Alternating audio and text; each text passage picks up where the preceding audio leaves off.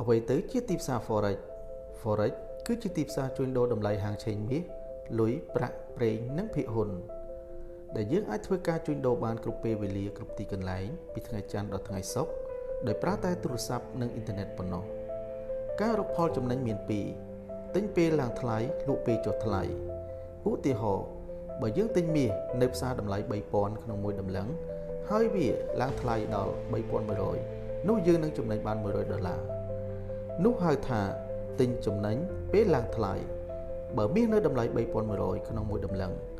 យើងខ្ចីមាសបងប្អូនយើងយកទៅលក់ដោយយើងនឹងសងគាត់វិញមួយតម្លឹងនៅពេលក្រោយយើងខ្ចីមួយតម្លឹងយកទៅលក់បាន3100ក្រោយមកមាសចុះថ្លៃដល់ 3000 យើងធ្វើការទិញមួយតម្លឹងយកទៅសងគាត់វិញយើងនៅសល់$100ជាលុយចំណេញនេះហៅថាលក់ចំណេញពេលចុះថ្លៃឬហៅថា